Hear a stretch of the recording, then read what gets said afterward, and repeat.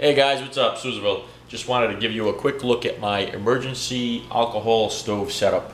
What I did was I took the Ultralight alcohol fuel vials that I made from Pixie Stick straws, and these are some McDonald's straws.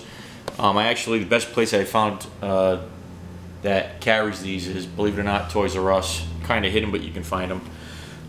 So what I did was I just made fuel canisters, ultralight ones that fit in this tin, and that'll be my fuel source. So I got a Ranger band on the outside of the tin here, of course. That's going to double as tinder if we need it for some circumstance. But the pot stand I wrapped in some tooling foil so that it wouldn't pierce the fuel vials. So that's what I got going here. It's just a folding pot stand. I have a video up on how to make these. This is a different version. So I kind of put a hinged portion here so that you can just get it together. And so that'll be, and those are some springs.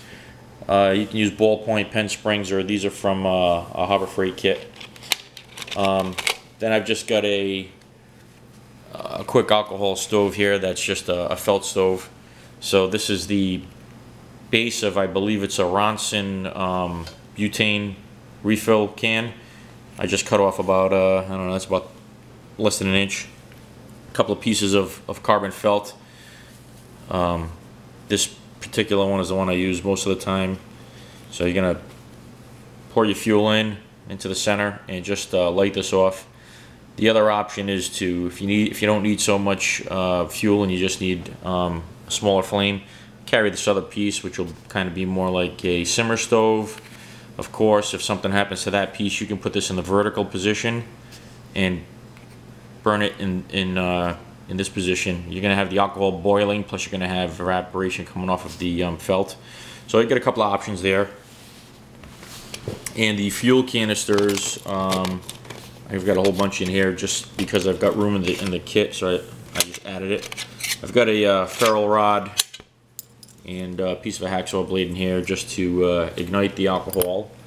The windscreen, just some tooling foil, and I don't roll it up, I kind of leave it flatter so I can put it over the ultralight vials and protect them from the barbs on the stand. Each one of these right here that fits in this tin is probably 1, 2, 3, 4, about 5 inches long. It holds just under a ½ ounce. So, you know, there's about a full ounce of fuel. You've got probably another 2/3 of an ounce here and 1/4 ounce here, depending on what your needs are at the time. But it fits all in the tin, and that's what makes it just a nice feature for leaving in the car, in a survival kit, or just an ultralight kit that you can use, you know, whenever in the summer, if that's what you prefer. So just to look at this, guys, and give it a whirl. I'll give you a closer look at this if you're interested in making the pot stand. It works pretty well. I'm not a big fan of carrying the hardware cloth rolled up and folded. It just it's kind of a pain. I've used the stove a couple of times already. I've used these quite a bit. I use venom caps once in a while, and they'll boil 2 cups of water, especially this size right here. This will boil 2 cups of water with less than an ounce in probably 7 minutes or so.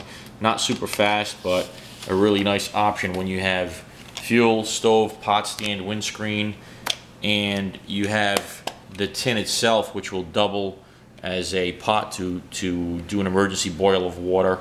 So, I mean, it can be used just as that in a survival kit to process water, because this tin is steel and will be able to handle the heat no problem. So just another option for you guys. I pretty much use this just as an emergency kit or a backup kit that I carry. Guys, I also wanted to mention that these ultralight vials made from the straws, these 3 particular ones and one of the others that's in my tin, these have been full since my last video on these, on how to make these. I want to say 3 months or so. So there's not going to be any issue with the alcohol eating at this plastic on these straws. They are completely leak proof and I pressure test them when I first make them. And if you watch, I'll attach the video. If you watch the video, you've got to squeeze this with the long nose pliers, and with the scissors I usually tap on the ends while it's still warm to kind of, sometimes just the squeezing isn't enough, but tapping it with the flat end of the scissors will help it mend and seal. So you might want to consider that when you make them. Alright guys,